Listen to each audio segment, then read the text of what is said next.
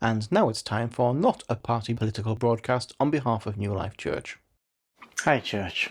With the election coming up very soon, I thought it may be helpful to have a bit of a discussion on how to vote in the upcoming election. Now, don't worry, I'm not going to tell you who to vote for.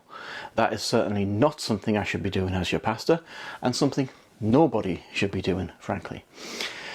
But I thought it would be good to share some considerations and some thoughts I have as I too am deciding who will get my vote. First of all, please do use your vote. Make sure you have a voice. It is a real blessing that we live in a society where we can vote, because for the bulk of our history as a nation we have not had that right. And even if you are of the opinion that none of the parties can be trusted and you're disillusioned with them all and you don't want any of them in, still ensure your voice is heard. Don't just avoid voting. That is not having a voice. That is not protesting. Votes not filled in are not counted as anything. If you really want to protest, and I'm not recommending this, but it's better than not turning up, spoil your ballot. Then it's actually counted as none of the above. Then at least the protest is counted. Again, not recommending this, but it's much better than not voting at all. Okay, so what should we consider when we vote? Romans 13:1 says, "Let every person be subject to the governing authorities, for there is no authority except from God, and those that exist have been instituted by God." God places people in power. We have a voice, but God is in control. Does that mean we'll always get good leaders? No. God can place people in for a variety of reasons. John Calvin said, "A wicked king is the Lord's wrath upon the earth." In other words, often we get the government we deserve. The point being here, the first port of call when deciding to vote isn't who you like the best, whose policies work for you, who you've always voted for, but rather starting in prayer. God, who would you have me vote for? Our votes should be prayerfully considered. Now, that doesn't mean we don't put the work in, look into policies, look into manifestos and candidates and so on. But we must ensure that we are open to the voice of God and for God to say something we don't expect. Another important reminder and another important thing to remember, and you might disagree here, but, well, I'll challenge you on that. You are not voting first and foremost as a worker, or a parent, or a taxpayer, or anything like that. You are those things, but not first and foremost. First and foremost, you are a child of God. You are a Christian. That is your main source of identity. So the main thing to consider when voting is which party or candidate will be best for the faith.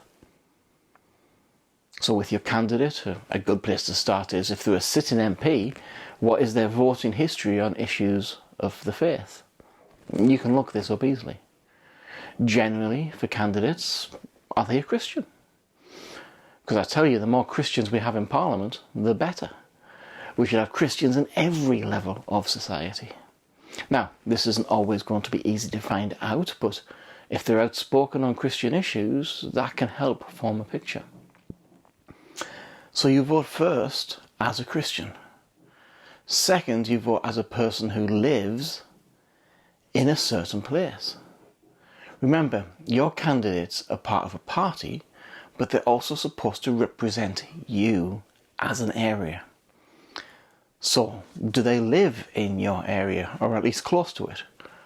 Or are they from a distant place and have no real connection? This matters if they are going to represent you. I'm not saying this matters more than their party, but you can vote for someone who represents the party you want to win and end up with an MP who doesn't really care about your area much at all. And this matters because all MPs at least have a voice, even if they're not in government. Just to take a local example, the MP for the area I live in was not in government, but I have heard him plead for our area many times. Actually, when we started the food bank, we got a mention as a church from him in Parliament. He is no longer standing as an MP, and I avoid mentioning his name or party because that's not the point. The point is he was local and therefore cared about the locality. But of course, it's not all about the MP, it's also about the party. Which party will stand up for our faith, or at least uphold its values? These are all things to consider. As is the flip side, will a party actually move against Christian values? Would preaching and sharing our faith become restricted? We must consider that too. Also, we must be aware not everything we read, hear or see is true. Fake content has never been easier to produce. That said, I expected a lot more fake and AI content this election to make candidates sound foolish and so on, and there's not been much. Although that might be because many of them seem to be a good job of making themselves sound foolish all on their own. But everything must be fact-checked. Everything must be double-checked, especially before you share it. And it doesn't take long to do, to find out if a statement attributed to someone is true. It's very easy to be swayed by media. So put the time in. Look at what each party and each candidate represents. Look into it yourself.